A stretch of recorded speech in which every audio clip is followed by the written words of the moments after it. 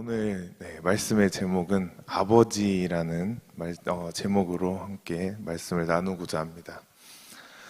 성경 전체를 한 가지로 딱 줄여놓는다면, 제가 몇 번 말씀드렸지만 결국은 딱 한 단어, 예수라는 단어로 줄여지게 될 수가 있습니다. 그 중에서도 지금 저희가 읽은 요한복음은 특별히 또 모든 장이 다 예수로 설명되고 있습니다. 그렇기 때문에 사랑제일교회도 지금 주일날 정광훈 목사님께서 요한복음을 계속 다루고 계시는데, 요한복음 1장부터 해서 지금 오늘 읽은 8장까지 저희가 한번 복습을 해보자면, 1장 혹시 기억나십니까? 태초에 말씀이 계시니라 할 때 그 로고스 예수입니다. 말씀으로 온 로고스 예수가 1장에 있습니다. 그리고 2장은 가나 혼인잔치의 예수입니다. 그리고 3장은 여기에서 보면은 장대에 못 박힌 예수입니다. 장대에 못 박힌 예수입니다. 4장은 아마 수가성 우물가 여인을 말하고 있습니다. 수가성 우물가의 여인에 예수님이 찾아오신 것을 4장에서 말해주고 있습니다. 5장은 베데스다 예수를 말하고 있습니다. 그리고서 6장은 이제 성찬의 예수를 말하고 있습니다. 그리고 7장은 이제 7장에서는 생명의 강 예수를 말하고 있습니다.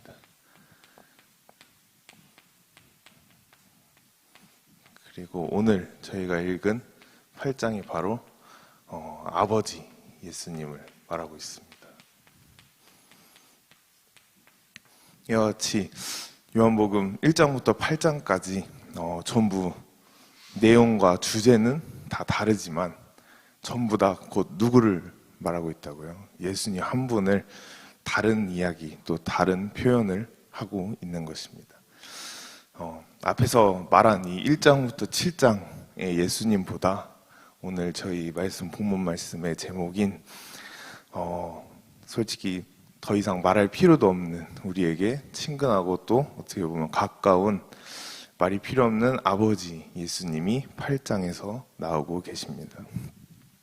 그렇다고 우리는 살아가면서 무엇을 보고 아버지라고 하느냐, 여러분 혹시 아버지 하면은 어떤 이미지가 떠오르는지 각자가 다 다를 것입니다. 아버지로부터 상처받았던 사람은 솔직히 안 좋은 이미지가 떠오를 것이고, 아버지가 가정적이고 되게 잘 보살펴 주셨던 사람은 아버지라고 하면 어떻게 보면 엄마보다도 더 이렇게 친근하고 또 가깝게 느껴지는 분들도 계실 겁니다. 하지만 아버지라는 것은 공통적으로 아버지라고 딱 했을 때, 첫째로는 아버지는 나에게 생명을 주신 분입니다. 사람들이 말할 때, 세상에서도 흔히 말할 때 아버지는 나를 뭐 하셨다고 말하시는지 아십니까? 아버지는 나를 낳으시고 어머니는 나를 기르시고 라는 말이 있습니다. 근데 우리가 자세히 보면은, 말을 자세히 생각해 보면, 나를 육신적으로 뱃속에서 낳으신 분 누구십니까? 어머니인데 왜 아버지를 나를 낳으셨고 어머니가 기르셨다라고 하는지 우리가 되게 아무 생각 없이 항상 말하긴 하지만 이것의 의미를 한번 생각해 보고자 합니다. 왜 아버지가 낳았다고 했는가? 아버지가 우리를 뱃속에서 낳지는 않았는데.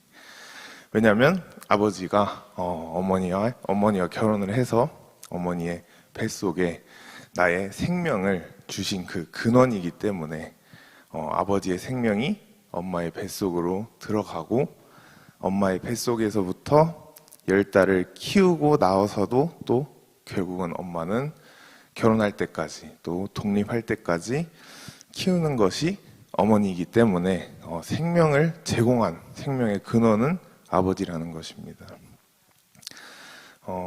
이것은 아무리 여성 아니면 특히 페미니스트들이 아무리 주장하고 뭐라 해도 이거는 변하지 않는, 이거는 소용없는 그러한 사실입니다.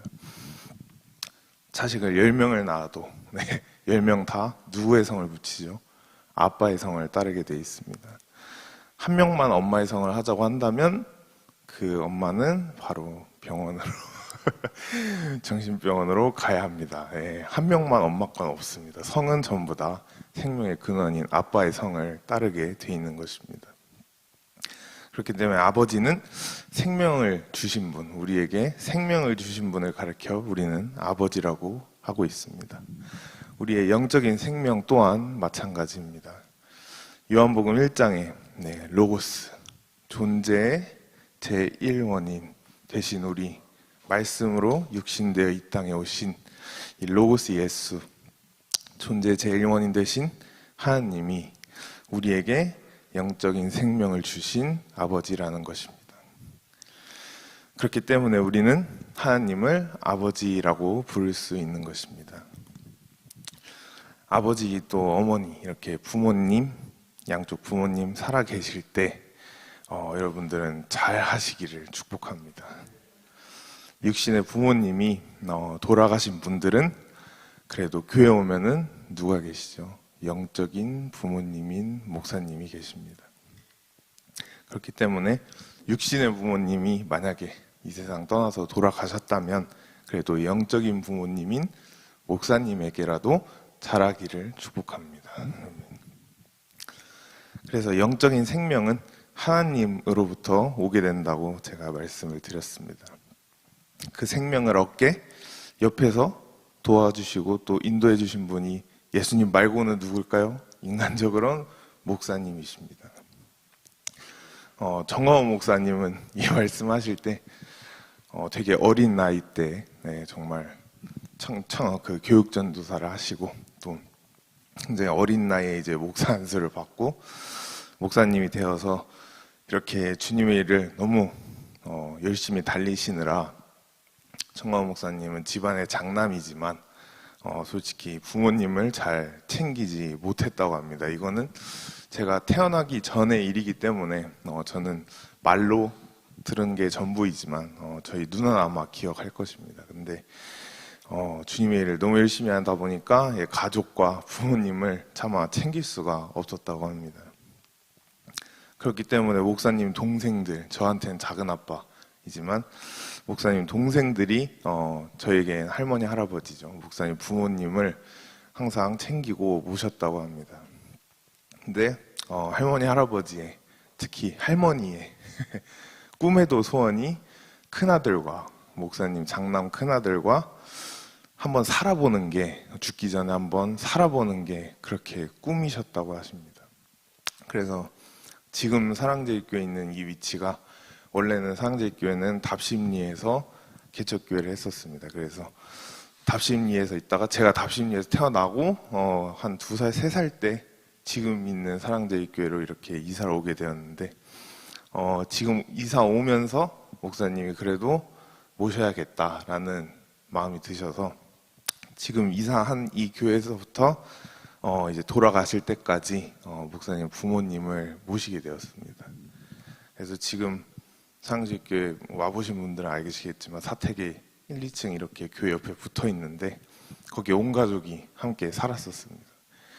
그래서 할아버지는 돌아가시기 전에 이제 한 1, 2년 동안 되게 아프시다 병을 앓다가 돌아가셨습니다. 앓다가 돌아가셨고, 근데 저는 그때 초등학생이어서 기억은 납니다. 기억은 나고 아마 예스더 나이 정도 됐었는데 돌아가실 때까지 이제 제 이름만 부르다가 돌아가셨어요.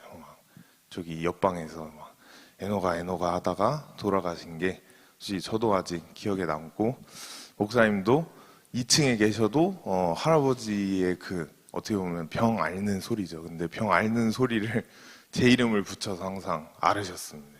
에노가 이런데 처음에는 목사님도 이제 되게 마음이 아파하셨죠. 왜냐면 부모님이 밑에서 앓고 계시니까. 근데 막상 돌아가시고 나니까 그 앓던 소리도 그립다는 것입니다. 그리고 저 또한 할아버지 아프실 때는 당연히 뭐 할아버지랑 놀지도 못하고 했지만 막상 돌아가시니까 왠지 그 방이 뭔가 더 텅 빈 것 같고 약간 그런 느낌이 저 또한 들었습니다. 근데 솔직히 말씀드려 할아버지랑은 그렇게 저는 막 개인적으로 그렇게 깊은 관계까지는 없었습니다. 제 기억 속에도 그렇게 많이는 안 남아 있지만 이제 그 목사님 엄마 되시는 할머니랑은 정말 저는 붙어 살았었고 그 할머니는 제가 미국 유학을 갔을 때 제가 옆에서 그 돌아가시는 걸 못 봤습니다. 그래서 유학 갔을 때 돌아가셨는데 그때도 할머니도 똑같이 에노가 에노가라는 말을 하시면서 돌아가셨다고 합니다. 근데 저는 이제 이거는 되게 정광 목사님이 설교하시면서도 많이 말씀하시는데 이게 조금 해명하자면은 정광 목사님께서 이제 할머니가 돌아가시기 전에 전 미국에 있으니까 마지막으로 손주 바꿔달라 해서 저한테 이제 전화를 했는데 정광 목사님의 마음이나 저의 마음이나 솔직히 똑같은 마음이 뭐였냐면 할머니, 할아버지, 특히 할머니는 영영 제 옆에 있을 줄 알았습니다. 절대 돌아가실 거란 생각도 못했고 진짜 그냥 항상 평생 같이 이렇게 함께할 존재라고 생각을 했었는데 갑자기 이렇게 돌아가시니까 솔직히 말하면 믿기지도 않았고 솔직히 뻥 같고 되게 믿기지도 않았기 때문에 전화를 받았을 때 이제 할머니 천국 간다 이제 하늘나라에서 보자 이랬는데 그때도 아직도 믿기지가 않는 거예요. 그래서 그냥 진짜 솔직히 빈말로 그래 할머니 천국 잘 가 있어 내가 진짜 제가 이렇게 그냥 말을 툭 던졌는데 이제 그게 완전 지금 말씀드리면 이제 또 정광 목사님 말씀하실 때는 굉장히 예의 없는 평생 키워줬는데 돌아가실 때 그냥 잘 가라고 했다고 굉장히 예의 없게 이렇게 제가 이미지가 그렇게 돼 있는데 저 또한 정말 할머니라는 존재는 어렸을 때 슈퍼맨 같은 존재였고 필요할 때 항상 옆에 있었고 그렇기 때문에 돌아가신다 하니까 믿기지가 않았습니다. 그래서 솔직히 사실 인정하기도 싫었던 것도 있고 했는데 이제 전화를 끊고 한 몇 시간 후에 이게 확 찾아오더라고요. 막 옆에서 고모 집에서 같이 살았는데 고모도 막 울고 있는 거 보고 이러니까 진짜 할머니 돌아가셨나? 약간 이런 감정이 확 오면서 그때 뭐 학교고 뭐고 막 다 가기 싫고 막 무기력해지고 그러한 감정들 저 또한 받았습니다. 그리고 또 재밌는 이야기 하나는 할아버지는 경상도 남자 분이셨기 때문에 또 옛날 이런 약간 가부장적인 그러한 할아버지셨기 때문에 젊었을 때 할머니와 결혼을 하시고 나서 되게 구박을 많이 하시고 그리고 또 많이 해코지를 하셨다고 합니다. 제가 듣기로는. 근데 할머니가 나중에 할아버지 돌아가실 때쯤은 병원을 앓다가 돌아가셨다 했잖아요. 근데 할머니는 그래도 나름 건강하시다가 돌아가셨기 때문에 나중에 나이가 먹고 나서는 칼자루가 거꾸로 잡히게 되더라고요. 제가 옆에서 봐도 할아버지는 지금 잘 일어서지도 못하는 상황, 거의 반나절 누워 계시지만 할머니는 이제 할아버지랑 저 밥도 해줘야 되고 밖에 이게 집안 살림 다 하시기 때문에 칼자루가 완전 할머니에게 잡혀 있는 것을 저 또한 보면서 자랐습니다. 그렇기 때문에 이 자리에 계신 남성분들, 네. 양미일 간사도 이 말 들으면 저에게 항상 한번 이렇게 쳐다보곤 하는데 젊었을 때 우리 여자들에게 잘해야 되는 것입니다. 아니면 나중에 저희 보복받을지도 모릅니다. 그래서 정광훈 목사님 그리고 저 또한 결과적으로는 할머니 할아버지도 부모님이 영영 안 돌아가실 줄 알았었습니다. 그것 때문에 목사님은 목사님인데도 그 후유증이 3개월 정도 가셨다고 합니다. 3개월 동안 계속 울면서 지내셨다고 합니다. 그렇게 오늘이 또 공교롭게도 어버이날이고 또 어제도 어버이 줄이었습니다. 그렇기 때문에 오늘 어버이날 부모님 찾아보실 수 있는 분들은 찾아뵙고 또 아니면 전화나 문자라도 부모님에게 꼭 연락 드리시길 축복합니다. 이 세상 떠나고 나시면 천국 가고 나시면 하고 싶어도 하지 못합니다. 카톡 받지 못하십니다. 그렇기 때문에 살아있을 때 우리가 부모님에게 잘 하자라는 뜻입니다. 저 또한 요셉이 키우면서 점점 더 부모의 마음이라는 것을 조금씩 알아가고 있는 과정인 것 같습니다. 요셉이 보면은 뭘 지어주면은 그냥 일단은 1초 한번 쳐다봤다가 바로 입으로 그냥 갖다 넣는 습관이 있는데 입에 아무거나 잡고 이렇게 넣으려고 하면 계속 뭔가 옆에서 주시하고 있어야 되고, 또 막 가만히 뒀다가 옆으로 뒤집을 때 머리 세게 박으면 이제 이상이 있으니까 그것도 계속 주의해야 되고 하니까 이러면서 한편으로는 나도 어릴 때 부모님이 날 이렇게 키웠고 또 이렇게 관심을 주었겠구나라고 한편으로 또 느끼고 있습니다. 정광훈 목사님의 영적 부모님 되시는 김춘기 목사님 살아계실 때 정광훈 목사님에게 이런 말을 하셨다고 합니다. 전 목사는 부모의 마음을 몇 살쯤 되면 알 수 있을 것 같나라고 했지만, 정광훈 목사님은 계속 다른 나이를 막 말씀은 하셨지만 결국은 김충기 목사님께서는 그때 내가 알았던 부모 마음은 시간이 지나니까 그게 아니고 또 더 깊고, 또 시간 지나니까 또 더 깊고 하다가 결국은 하늘나라 가실 때까지 부모의 마음을 끝까지 못 헤아리고 가셨다라는 말씀을 하십니다. 그렇기 때문에 육신의 이러한 부모의 마음 또한 우리가 살면서 다 헤아리지 못할 정도로 깊고 넓은 마음이지만, 하물며 영적인 부모님 되시는 우리 하나님 아버지의 마음은 얼마나 더 인간보다도 깊고 넓으시겠습니까? 그렇기 때문에 저 여러분들 다 부모님 말씀, 결혼 안 하신 분은 더욱더 부모님 말씀을 잘 들으시기를 축복합니다. 이와 같이 교회에 오면 목사님과 나와의 영적인 부모의 관계가 맺어져야 하는 것입니다. 교회 왔다고 그냥 예배만 잠깐 딸랑 드리고 그냥 집에 훅 가버리면 부모와 자녀의 관계가 맺어질 수가 없습니다. 목사님과도 영적인 부모와 자녀의 이 관계가 진하게 맺어지시기를 축복합니다. 아멘. 둘째는 아버지라고 했을 때 되게 무거운 단어로 느껴지기도 하지만 책임감입니다.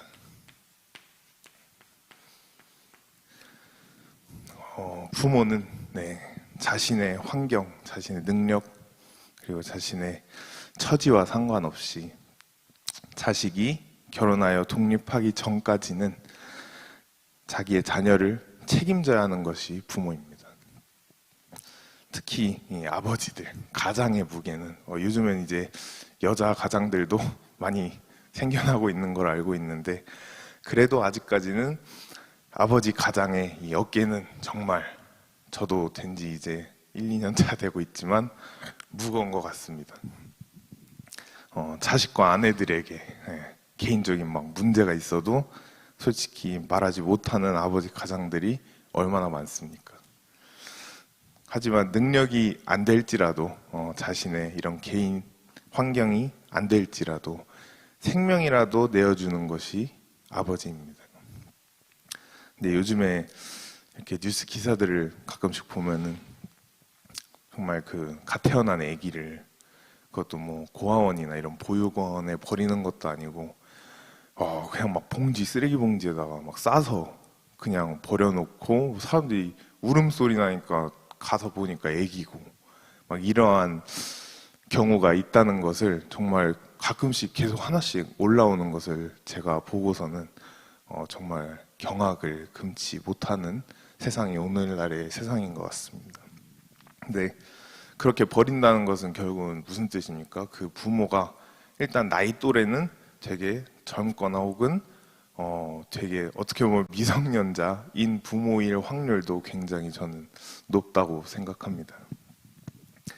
여러분, 부모는 여러분들도 나중에 부모가 되시거든 자식을 무조건 책임져야 하는 의무가 있는 것입니다. 저는 미국에서 이렇게 마케팅을 이렇게 학사학위 거치면서 특징들을 이렇게 세대별 특징을 다 외우라고 해요. 마케팅 어쩔 수 없이 외워야 되는데 그 중에 하나 제일 그냥 뚜렷하게 기억에 남는 거는 이제 막 그 목사님들 세대, 지금 목사님들 세대 그리고 뭐 X세대, Y세대 여러분들 많이 들어보셨잖아요. 근데 저는 Y에 속하지만은 X세대, Y세대 이렇게 앞선 세대들은 그래도 그나마 공통적으로 가지고 있는 것이 그래도 가정을 이루어야 한다는 생각은 있고 다 공통적으로 그리고 또 공동체의 중요성도 알고 있고 그리고 자신의 뭔가 성취를 통해서 이렇게 자산을 이렇게 키우고 뭐 자신의 이렇게 힘을 키운다는 것에 중점을 두고 있는 건 모든 앞선 세대가 똑같습니다. 하지만 요즘에 핫한 세대 뭐죠? 광고 하기만 하면 나오는 두 글자 MZ세대가 있죠. MZ세대. MZ세대 그리고 앞으로 요셉이가 속해 있는 알파세대. MZ와 이 알파세대의 특징은 태어날 때부터 디지털 세대, 그죠? 태어날 때부터 모든 게 디지털화 돼 있고 또 SNS와 어떻게 보면 삶이 뗄래야 뗄 수 없는 SNS와 삶이 엮여 있는 세대. 하지만 그들의 특징이 뭐냐? 자신의 이름으로 된 이런 앞선 세대와 같이 자산이 아닌 그냥 공유 경제, 그냥 모두가 다 같이 쓰고 그냥 필요할 때 다 나눠 쓰고 공유 경제 그리고 쉐어링 서비스, 막 구독 서비스 같은 거 MZ세대가 굉장히 많이 합니다. 쉐어링 서비스 그리고 막 친환경적인 생각은 또 MZ세대가 되게 높다고 해요. 막 지구를 생각하는 생각은 되게 높은데 진짜 아이러니한 게 무엇인지 아십니까? 굉장히 개인주의입니다. 성향적으로 이게 설문조사를 했을 때도 친환경적인 생각이 제일 높은 세대가 MZ인데도 요즘 기업들 보면 다 친환경 재료 쓰잖아요. 그거 다 MZ 때문에 쓰는 겁니다. 마케팅 하려고. 근데 되게 아이러니하게 뭐라고요? 진짜 개인주의 성향이 강하다는 거. 남 상관 안 합니다. 그때 MZ세대한테 가서 말 한마디 잘못하면 뭐라 하십니까? 뭐라고 대답 돌아옵니까? 꼰대라는 네, 꼰대라는 대답이 바로 돌아오게 됩니다. 왜 그렇다 생각하십니까? 개인주의 성향이 굉장히 강하기 때문에 나 자신밖에 모르는 물론 막 MZ가 다 그렇다는 건 아니지만 통계적으로 봤을 때 상당히 높은 수치를 가지고 있다는 것은 확실한 팩트입니다. 이렇게 개인주의 성향이 강한 MZ세대들은 제가 느끼기에는 이런 자식을 향한 마음도 조금은 다른 것 같습니다.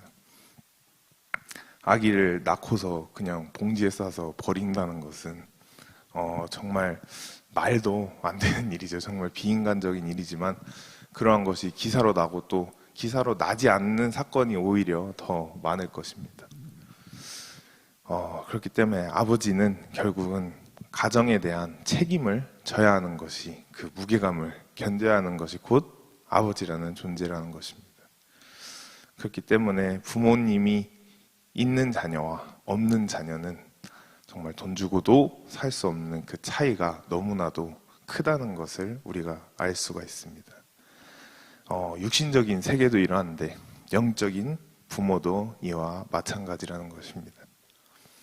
육신의 세계에서도 사람들이 만약에 많은 곳, 뭐 놀이동산 같은 데를 가서 아빠 혹은 아버지라고 불렀을 때 물론 그 목소리를 서로 기억한다는 전제하에 아빠 혹은 아버지라고 불렀을 때 몇 명만 나한테 응답을 하죠? 딱 한 명만 나에게 응답을 하게 되어 있습니다. 수천 명, 수만 명이 있어도 내 아버지는 몇 명일까요? 한 명입니다. 하지만 영적인 세계도 우리가 기도 아니면 평상시에도 신앙생활을 하면서 아버지라고 불렀을 때 한 명만 대답하게 되어 있습니다. 하지만 그 한 명이 누구인지가 굉장히 우리에게 중요합니다. 구약시대는 구약 성경을 쭉 보다 보면 하나님께서 이스라엘이라는 민족을 직접 그냥 은혜로 또 은총으로 특혜로 택하시고 창세로부터 택하시고 또 키우시고 그들을 연단하시고 또 이끄셔서 그들의 아버지가 되었다는 것을 성경 말씀은 우리에게 말해주고 있습니다. 그렇게 해서 이스라엘 백성들은 하나님 아버지를 섬기면서 또 따르면서 그 밑에서 수많은 축복을 받고, 오늘날도 세계의 경제권 누가 쥐고 있죠? 유대인들이 다 쥐고 있습니다. 유대인들이 모여가지고 우리 모여있는 돈 한번 싹 뺄까 하면은 정말 전 세계 IMF 순식간에 와버립니다. 그 정도로 유대인들은 오늘날까지도 하나님의 이 축복을 받은 것을 볼 수가 있습니다. 구약시대는 유대인들이, 누가 뭐라 해도 유대인들이 주인공이었습니다. 이스라엘 백성들이 주인공이었습니다. 룻과 또 이런 기생 라합과 같은 이방인들도 가끔씩 한 명씩은 나오긴 하지만 이방인은 그래도 유대인들의 숫자에 비하면 확연히 적게 나오고 있습니다. 하지만 신약 시대가 와서 이제 예수님이 이 땅 오셔서 십자가에 죽으시고 난 뒤로부터는 이방인의 구원이 시작되기 시작합니다. 이때부터는 이방인들도 유대인들과 똑같이 구원받고 하나님을 아버지라고 부를 수 있게 되는 것입니다. 하나님을 아버지라고 부를 수 있는 이유는 우리 속에 성령이 있다는 증거입니다. 성령이 없이는, 성경도 말하고 있습니다. 하나님 앞에 나올 자가 단 한 명도 없다. 성령이 없이는 하나님을 아버지라고 절대로 그 입으로 부를 수가 없습니다. 지금 열방제자 앞에 길 지나가는 사람에게 하나님 한번 아버지라고 불러보세요 라고 하면은 절대로 제가 봤을 때는 10명이면 10명 다 싫다고 하고 그냥 쌩까고 가버리지 않을까라는 생각이 듭니다. 하지만 이 자리에 계신 여러분들은 모두 하나님을 나의 아버지라고 부를 수 있는 믿음을 가지시길 축복합니다. 하나님을 향해 우리가 아버지라고 항상 불러야 하는 것입니다. 하지만 이렇게 아버지라고 불렀을 때 하늘에서 하나님께서 그래, 나의 자녀 누구누구야, 나의 자녀 에노가, 이렇게 응답이 와야만 하지만 지구에 거의 이제는 80억 가까이 되는 인구가 살고 있다고 통계로 나와 있는데, 이 80억의 인구가 전부 다 하나님을 아버지로 두고 있지는 않습니다. 본문 말씀에도 보면은 입으로 똑같이 아버지라고 불러도 하늘에 하나님께서 응답하시는 사람들이 있고, 본문 말씀에 나오는 마귀의 아비가 옆에서 아버지라고 했는데 하나님이 아니고 옆에서 마귀가 그래 내 아들아, 그래 내 딸아 라고 응답하는 사람들이 있다는 것입니다. 정말 비극적인 사건입니다. 이 자리에 계신 분들은 단 한 명도 영적인 아버지를, 마귀를 두신 분은 없으시길 축복합니다. 지금 길 가는 예수 안 믿는 사람들이 아버지라고 말한다면 누가 찾아올까요? 하나님 아버지일까요? 마귀 아버지일까요? 마귀 아버지가 찾아오기 마련입니다. 어떤 사람이 마귀의 자녀인가? 본문 말씀에 보면 너희 아비의 욕심을 따라 너희도 행하고자 하느니라 라고 적혀 있습니다. 인생을 살면서 평생을 자신만을 위하여 또 자기만 생각하고 남은 생각하지도 않는 그러한 사람은 누구의 자녀라고 나와 있습니까?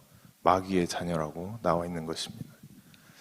우리는 자기 자신을 위해 사는 것이 아닌 오직 하나님을 위해 살아야 하는 줄로 믿습니다.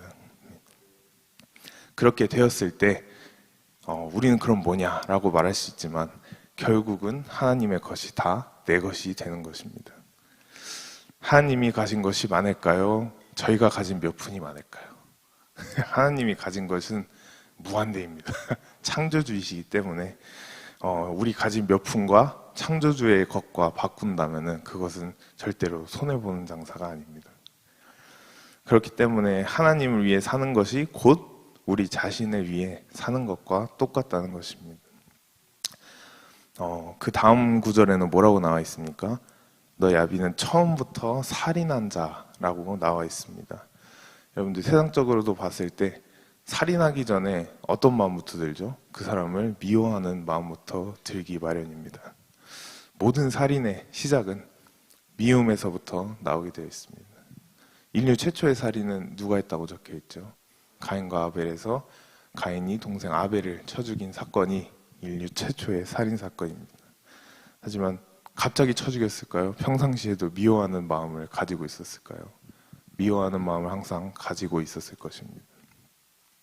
우리도 살면서 마음속에 남을 미워하고 또 증오하는 마음을 품고 사는 사람은 성경 말씀에 의하면 누구의 자녀라 나와 있습니까? 마귀의 자녀라고 나와 있습니다. 당연히 근데 인간으로서 이렇게 우리도 교회를 다니면서 일시적으로 또 잠깐 순간적으로 충분히 미워하는 마음 들 수 있습니다. 하지만 하나님의 자녀와 이 마귀의 자녀는 둘 다 미워하는 마음을 품어도 제일 큰 차이점이 있습니다. 하나님의 자녀는 미워하더라도 저 사람이 굉장히 꼴보기가 싫더라도 나중에는 꼭 회개를 하게 됩니다. 하지만 마귀의 자녀는 미워하는 마음을 그 사람을 증오하는 마음을 계속 품고 가게 되고 또 죽을 때까지 이를 바득바득 갈면서 어떻게 되면 원수를 생각하면서 죽을 때까지 그 미워하는 마음을 가지고 가게 되어 있습니다. 기독교인이라고 해서 여러분 하나님의 자녀라고 해서 죄를 안 짓는 것이 아닙니다. 여러분들도 솔직히 제가 일일이 물어보진 않겠지만 죄 다 짓습니다. 저도 짓습니다. 목사님들 다 인간이기 때문에 죄 짓습니다. 오히려 불교인들이 절에 다니는 불교인들이 막 자기 자신을 다스리고 목탁 두드려가면서 자기 자신을 다스리고 또 온갖 방법들을 다 써가면서 세상과 단절하고 산속에 들어가서 기독교인들보다 죄를 더 안 짓고 겉으로 봤을 때는 그들이 오히려 구원받아야 될 사람일 정도로 선하게 사는 것을 우리가 볼 수가 있습니다. 하지만 그들에게는 구원이 없습니다. 그들의 아비는 마귀이기 때문입니다. 기독교인은 죄를 짓더라도 교회 나와서 혹은 집에서 자기 전에 하나님 오늘도 제가 이러한 죄를 지었습니다 라고 용서를 구하는 그런 회개의 기도를 하게 되어 있습니다. 신앙이 좋을수록 그 회개를 빨리 할 것이고 신앙이 어리거나 아니면 늦을수록 그 회개의 시간은 조금 더뎌질 뿐인 것입니다. 하나님의 자녀로 거듭났음에도 회개를 안 하게 되면 여러분도 경험 분명히 해보셨을 거라 생각합니다. 일상생활이 정말 편합니까 불편합니까? 되게 불편하게 되어 있습니다. 계속 마음속에 양심의 가책을 느끼고 또 마음 한쪽에서 굉장히 불편한 뭔가 편하지 않은 이러한 마음이 드는 것을 경험할 수가 있습니다. 저 또한 양매 간사와 결혼하고 난 뒤에 싸웠을까 안 싸웠을까요? 정광 목사님이 그 1차 대전이라고 하는 거 외에도 자주 싸웠습니다. 솔직히 말하면 같이 살다 보면 안 싸울 수가 없습니다. 그래서 그렇게 해서 저는 이제 솔직히 학교 다니면서도 양매 간사는 되게 학구열이 뜨겁고 공부를 잘했기 때문에 제가 옆에 앉아서 같이 수업을 들으면 질문을 굉장히 많이 해요. 그거는 문학은 틀린 건 아닌데 되게 이렇게 다 조용한 상황에서도 항상 손을 들고 질문하는 아주 선생님, 교사 입장에서는 교수님 입장에서는 모범적인 이런 학생의 태도를 보이는데 저는 그렇지 않거든요. 저 약간 묻혀가는 위주라서 양매 간사 바로 옆에 있는데 교수님 근데 이거는 왜 그러는 거냐고 하면은 제 옆에서 이렇게 툭 칩니다. 그냥 넘어가라고 좀. 책 보면 되지 않냐고 하니까 자기는 궁금한 게 있으면 질문을 해야 한다고 막 그랬는데 솔직히 학교 초반에 전 그거로 싸웠습니다. 좀 그냥 조용히 좀 하면 안 되냐고. 창피하다고. 왜냐면 다른 애들 다 조용히 있는데 혼자 굉장히 열심히 손 들고 하니까 오히려 너 때문에 지금 다른 애들 이미지 안 좋아진다고. 이런 사소한 것부터 해가지고 사람은 살면서 싸우기 마련입니다. 하지만 제가 양미래 간사에 이렇게 툭 쳤다고 그 마음을 그대로 품고 간다면 누구 손해일까요? 결국은 제 손해입니다. 마음이 불편해서 그날 하루가 되게 살기가 힘들어집니다.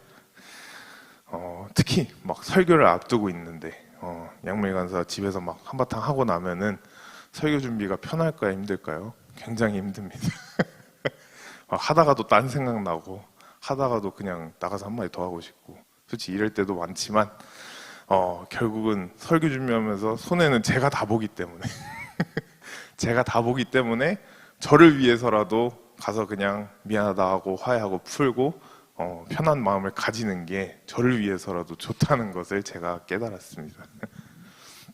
여러분들 또한 사람을 미워하는 마음이 생기시거든 얼른 푸시고 또 용서하고 편한 마음으로 지내시기를 축복합니다. 그러고 나서 그냥 인간적으로 풀고 끝나면 되는 것이 아니고 하나님 앞에 우리의 회개의 기도를 올려드려야 하는 것입니다. 이 자리에 계신 여러분들은 누굴 미워하고 계신다면 그 미워하는 마음 다 털어버리시기를 축복합니다. 아멘. 세 번째로 마지막으로 하나님은 나를 아버지는 나를 자녀 삼으신다는 것입니다.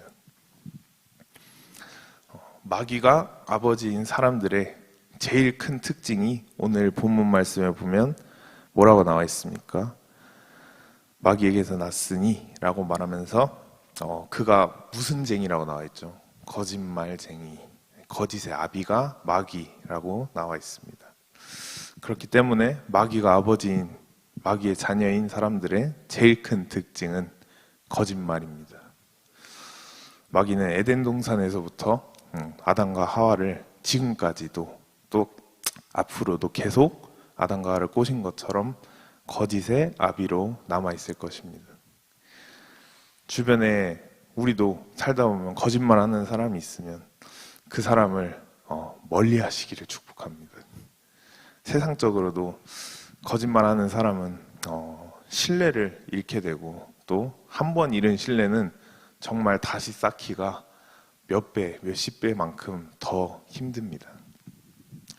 한 가지 예로 우리가 매일처럼 아무 생각 없이 쓰는 신용카드.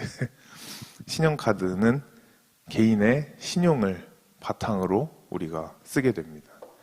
하지만 신용카드 한도가 낮은 사람은 은행의 입장에서 봤을 때 그 사람은 신뢰도가 아직은 별로 없는 사람. 그리고 한도가 높은 사람은 은행의 입장에서 봤을 때 이 사람은 굉장히 신뢰가 높고 믿음직한 사람. 그리고 제일 비싼 신용카드, 블랙카드 있지 않습니까? 딱 상위 1%만 갖고 있는 그 블랙카드 한도가 없습니다. 그러면 그 사람 그 블랙카드를 아무에게나 줄 것 같습니까? 아닙니다. 은행이 심사하고 또 심사하고 이 사람은 절대 망하지 않겠다. 이 사람에게는 우리 돈을 다 빌려줘도 분명히 갚겠다라는 신뢰 또 믿음이 있을 때만 그 사람에게 그런 한도가 없는 블랙카드를 주게 되는 것입니다. 우리는 살면서 거짓말을 하지 마시기를 축복합니다. 거짓말을 하게 되면 그 거짓말을 커버치기 위해서 또 그 뒤에 작은 거짓말을 하게 되고 이렇게 해서 거짓말들이 계속 엮이다 보면 나중엔 결국엔 다 들키기 마련입니다. 제가 미국에서 살면서 굉장히 재미있는 일들이 많은데 그 중에 하나가 한국에서 이제 이민으로 넘어온 사람들이 많습니다. 굉장히 많은데 부모님 세대가 제일 많은데 그 사람들의 정말 특징 중에 하나가 있습니다. 제가 미국에서 알바하면서 사장님이 연세대를 나오셨습니다. 그래서 사장님에게 이렇게 들었던 말이 있는데 너무 웃기기도 하지만 약간 우픈 현실이었기 때문에 제가 너무 잘 기억을 하고 있습니다. 그게 미국에 이민 온 한국 사람들의 특징이 얘기를 좀만 하다 보면 또 처음 만난 사람들끼리 한국 사람이니까 또 이렇게 말을 트게 됩니다. 미국에 가다 보면 한국 사람이 반가우니까 이렇게 말을 트게 되면 한 10분만 앉아서 얘기하면 그 사람들 특징이 다 그렇다는 건 아니지만 대부분이 뭐만 하면 자기는 한국에서 스카이 나왔다고 합니다. 자기 한국에서 서울대, 고려대, 연세대 아니면 뭐 자기 대기업 뭐 어디 출신이다 라고 뭐만 하면 다들 입으로 그런 말을 한다고 합니다. 그런 말 할 수 있는 이유가 뭘까요? 거긴 미국이기 때문에 그 사람들이 진짜 연고대 나왔는지 서울대 나왔는지 알 방법이 없습니다. 그렇기 때문에 입만 열면 자기 한국에서 스카이 나왔다, 자기 잘 살다 왔다 이런 식으로 말한다고 이런 식으로 사람들이 말을 한다고 들었습니다. 하지만 진짜 스카이 나왔는지 사장님께서 테스트를 해보셨다고 합니다. 가게에도 막 손님들 찾아오면 한국 분이다 보면 사장님도 반가우니까 이제 식사하시면서 막 한국말로 몇 마디 해보면은 자기 연대 나왔다고 그러면은 사장님께서 진짜 이제 솔직히 이제 사람들에 대한 신뢰도가 떨어지셔가지고 연대 몇 학번이냐고 그리고 무슨 학과 나왔냐 그러면 그 교수님 이름 혹시 한 분 생각나는 분 있냐 이러면은 반 이상은 머뭇머뭇한다고 합니다. 그 이유는 뭡니까? 연대 가지 않았기 때문에 결국은 뻥친다는 것입니다. 미국에 살고 있는 한국 사람들 정말 당연히 좋으신 분들 많고 또 한국에 계신 분들보다 솔직히 미국에 계신 한국 분들 재력가들 굉장히 많습니다. 정말 부도 많이 쌓아놓으시고 이렇지만 좀 상당수의 무리가 이렇게 그냥 시시콜콜 작은 거짓말들을 밥 먹듯이 하고 다니고 있다는 것을 제가 볼 수가 있었습니다. 그리고 개인적으로는 저 또한 어렸을 때 초등학교 때 한 3학년이었던 것 같아요. 제 기억에. 초등학교 때 이렇게 1층에 할머니랑 둘이 살고 있는데 조 목사님은 부흥회 끝나고 오면 거의 금요일이에요. 그때는 금요일인데 이제 저는 할머니랑 둘이 거의 일주일을 사니까 그때 이제 초등학교 되면 남자들 솔직히 이거 들으시는 분들은 다 공감하시겠지만 어디 한 번씩 갑니까? PC방이라는 곳에 초등학교 남자애들은 솔직히 한 번씩 다 이제 들락날락 하기 시작합니다. 1시간에 1,000원 넣고 가서 게임 1시간 하다 오고 이러는 시절이 있는데 제가 PC방 가는 것을 이제 전 목사님이 들으셨나 봐요. 들으셔가지고 금요일 날 위에서 이제 부흥회 끝나고 쉬고 계시는데 저는 평소와 같이 솔직히 할머니를 매일 속이고 다녔습니다. 할머니한테 그냥 가서 떡볶이 사 먹게 1,000원만 달라. 그래서 할머니의 특징은 제가 뭐 먹는다고 하면은 돈 항상 주세요. 뭔가 먹는 거에 대해서는 되게 관대하시기 때문에 떡볶이 사 먹게 1,000원만 달라 그러면은 1,000원 그냥 바로 내주세요. 그러면 이제 그 1,000원 들고 얼른 달려가서 PC방 1시간 하고 오고 막 이랬었는데 조 목사님 그거를 아셨나 봐요. 어디서 들으셨던 것 같아요. 그래서 평소와 같이 금요일 1,000원 달라 해서 주머니에 넣고 신나서 막 뛰어나가는데 2층에서 소리가 들리더라고요. 그래서 창문 여시더니 저녁 올라오라고. 그래서 가다가 바로 유턴해서 이렇게 올라왔는데 조 목사님이 앉으래요. 그래서 앉았더니 어디 가냐. 그래서 떡볶이 사 먹으러 간다. 그러니까 거짓말하는 것은 되게 나쁜 짓이다 이러면서 성경을 얘기하시면서 저는 그때 정화 목사님은 솔직히 빗자루로 때렸다고 말씀하시는데 제가 이 자리를 빌어서 말씀드리자면 저 그때 골프채로 맞았습니다. 정말 걷기 힘들 정도로 맞았습니다. 그때 당연히 그때 당시는 이게 진짜 아빠인가 깡패인가 할 정도로 정말 정화 목사님이 그 방 안으로 지금 주무시고 계신 저 방, 그래서 저 방 솔직히 기억이 그렇게 좋지는 않습니다. 들어갈 때마다 지금 주무시고 계신 저 방으로 그냥 손목 잡고 확 들어가가지고 문 탁 잠그고 밖에는 지금 서명 사모님이랑 할머니 1층에서 이제 이 소리 듣고 막 올라오십니다. 할머니 이제 손주 지키려고 올라오시지만 늦었습니다. 이미 문은 잠겨 있고 안에서 거짓말을 다시는 하면 안 된다는 그 훈육을 골프채로 이제 몇 대를 제가 맞았는데 정말 그 3학년, 4학년 시절 때 정말 많이 아프게 맞았습니다. 맞고 나니까 얼얼해요. 진짜 다리에 감각이 없고 얼얼하고 목사님은 이제 때리시고 이렇게 그냥 훈육하시고 당회장실로 그냥 나가버리셨어요. 문 열고 나가시고 밖에서 할머니 기다리고 계셨다가 저 이렇게 싸매가지고 1층으로 내려가서 막 완전 난리 쳤던 그 사건이 있는데 그때 생각하면 완전 이해도 안 되고 막 어떻게 아들이 이렇게 때리나 라고 생각을 할 수는 있죠. 근데 지금 생각해 보면 어릴 때 하던 그 거짓말 습관, 그 어릴 때 하는 걸 어릴 때 잡지 않으면 커서는 더 잡기 힘들기 때문에 그때 그렇게 가혹하게 아들을 훈육하셨다는 것을 여러분들에게도 말씀드리고 싶고, 저 또한 이 말씀을 드리면서 다시 한번 상기하고 다시 한번 생각하게 되는 계기를 가지고 있는 것 같습니다. 그렇기 때문에 여러분들 맞기 전에 꼭 누가 때리지는 않겠지만 여러분들도 거짓말 하시는 습관 있으시다면 끊으시길 축복합니다. 하지만 하나님이 영적인 아버지가 된 사람들도 거짓말할 때가 있습니까, 없습니까? 있습니다. 성경에도 보면 착한 거짓말이라는 것도 존재합니다. 기생 라합이 여호수아 보낸 이 정탐꾼을 숨겨주느라 안에 있는데도 없다고 착한 거짓말을 하게 됩니다. 하지만 착한 거짓말도 결국은 거짓말이기 때문에 되도록이면 안 하시기를 축복합니다. 착한 거짓말뿐만 아니라 하나님의 자녀들도 나쁜 거짓말을 할까 안 할까요? 당연히 할 수 있습니다. 저 또한 미국에서 정말 피아노 치기 싫은데 그때 설명사람이 피아노는 무조건 쳐야 된다 해가지고 고모 집에 같이 사는데, 그렇게 피아노를 학교 끝나고 오면 1시간씩 해야 돼요. 집에서 연습해야 되는데 그렇게 하기 싫은 거예요. 진짜 너무 싫어가지고 고모가 집에 없을 때는 당연히 피아노 안 칩니다. 위에서 그냥 컴퓨터 하고 있는데 이제 고모 오기 한 10분 전, 5분 전부터 내려가서 굉장히 열심히 칩니다.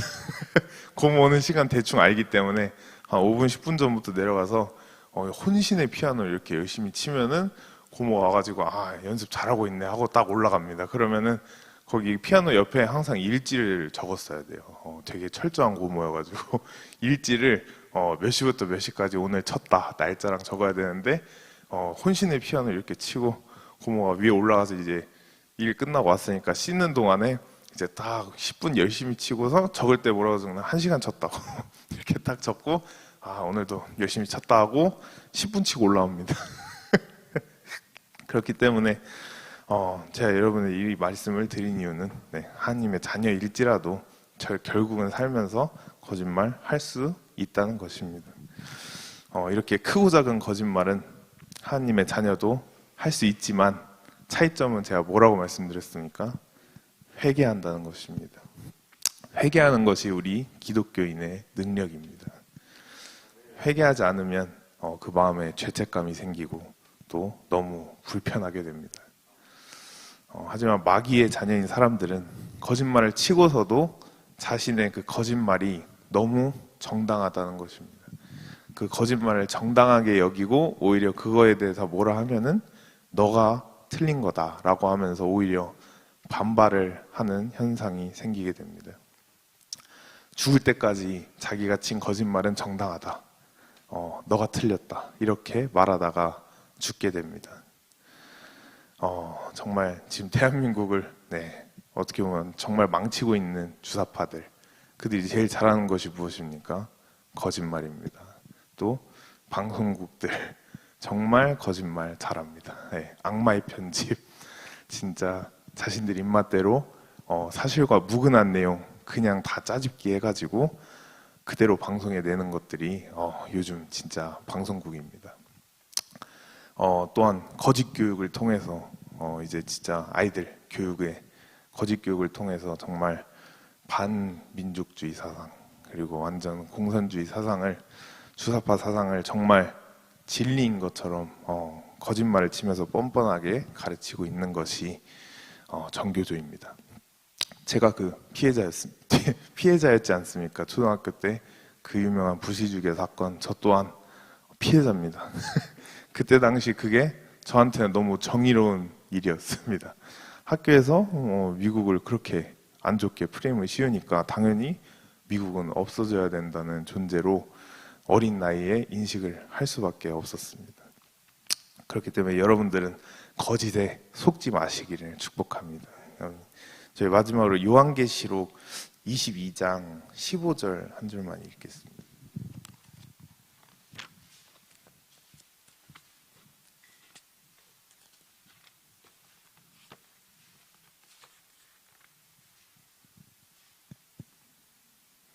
네, 다 같이 읽겠습니다. 개들과 점술가들과 음행하는 자들과 살인자들과 우상 숭배자들과 및 거짓말을 좋아하며 지어내는 자는 다 성 밖에 있으리라. 아멘. 지금 이 말씀에 나온 솔직히 모든 죄죠. 솔직히 이 모든 죄를 다 말하고 있는데 이 말씀을 읽고 나는 이 말씀에 해당되지 않는다 하시는 분 혹시 계십니까? 살면서 한 번도 이 말씀에 해당되지 않았던 사람 아마 한 명도 없을 것입니다. 그렇다면 저 여러분들 전부 지옥에 갈 수밖에 없습니다. 말씀대로라면 저 여러분들은 다 지옥에 갈 수 없지만 이것은 해석하기 나름이기 때문에 이것을 해석 잘못하면은 이제 저희 학교에서도 제가 특강 들으면서 목사님 한 분 계셨는데 그분은 장로님 아들이시고 막 이런데 신실하게 어머님이 신앙생활 하시다가도 어느 순간부터 우울증 심하게 겪으셨다고 하시면서 집에 돌아오니까 어머니 심지어 교회 맨날 다니시고 말씀 적으시던 분이 거실 한가운데 목을 매셨다고 합니다. 네, 그냥 자살로 그렇게 자기 목숨을 끊었다고 하십니다. 근데 자세한 스토리는 저는 모르겠지만 기독교인이 교회 열심히 그렇게 다니면서 기독교인이 갑자기 우울증에 들게 되고 자살까지 하게 되는 이러한 일은 솔직히 다 그렇다고 할 수는 없지만 성경을 잘못 해석하는 경우도 상당히 많다고 봅니다. 하지만 저희가 지금 읽은 이 15절 말씀 같은 경우 앞에 한 가지를 전제하에 읽어야 합니다. 우리가 회개하지 않으면 이라는 단어를 꼭 기억하고 읽으시길 축복합니다. 회개하지 않는 사람에게는 성 밖에 있다고 말씀하고 있습니다. 그렇기 때문에 우리도 성경 해석을 정말 잘 해야 하는 줄로 믿습니다. 그렇기 때문에 저와 여러분들 이 땅에 살아가면서 이 땅에 있을 때 열심히 회개하시길 축복합니다. 하나님의 자녀들은 지금 내가 죄를 짓고 있어도 특징이 가슴 반대쪽에서 다른 목소리, 이전에 없었던 그 다른 목소리, 그게 양심으로 들려오든지 머릿속으로 목소리로 들려오든지 하나님의 자녀의 특징은 다른 목소리가 하나 있기 때문에 그것이 곧 마귀의 자녀와 큰 결판을 내는 것입니다.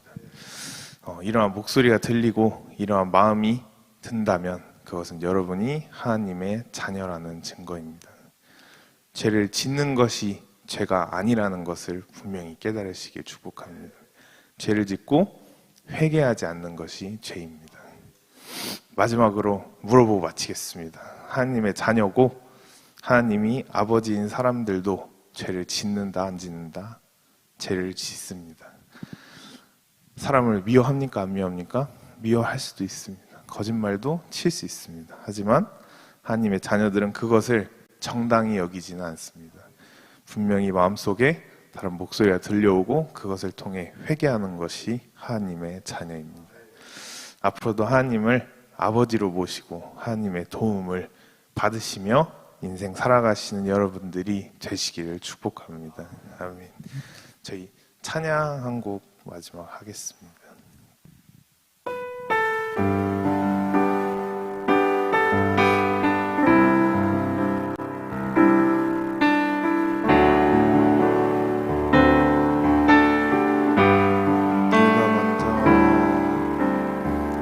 내가 먼저 손 내밀지 못하고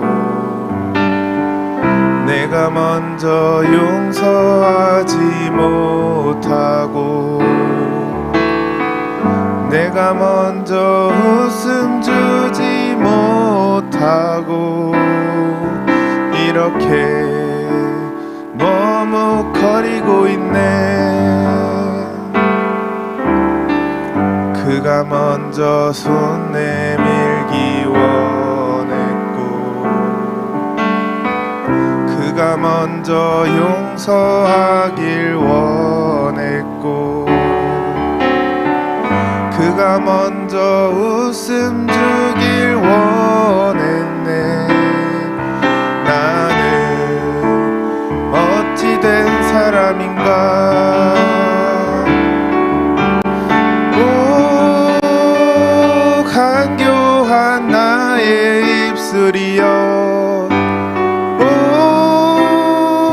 교만한 나의 맘이여, 왜 나의 입은 사랑을 말하면서, 왜 나의 맘은 화해를 말하면서, 왜 내가 먼저 젖을 수 없는가, 왜 내가 먼저 손해볼 수 없는가. 오늘 나는 오늘 나는 주님 앞에서 몸둘 바 모르고 이렇게 흐느끼며 서 있네. 어찌할 수 없는 이 맘을 주님께 맡긴 채로, 이 시간 우리 다 같이 기도하실 때 말씀 들은 것처럼 또 찬양 가사처럼 이 시간 누굴 마음으로 미워하고 있다면 그 미워하는 마음 이 시간 다 털어버리시기를 축복합니다. 그것이 하나님의 자녀임을 말씀은 말하고 있습니다. 이 시간 하나님의 자녀로서 나의 인생을 책임지고 나의 인생을 도와주고 인도하여 주옵소서. 시간 다 같이 주여 삼창하시면서 기도하시겠습니다. 주여 주여 주여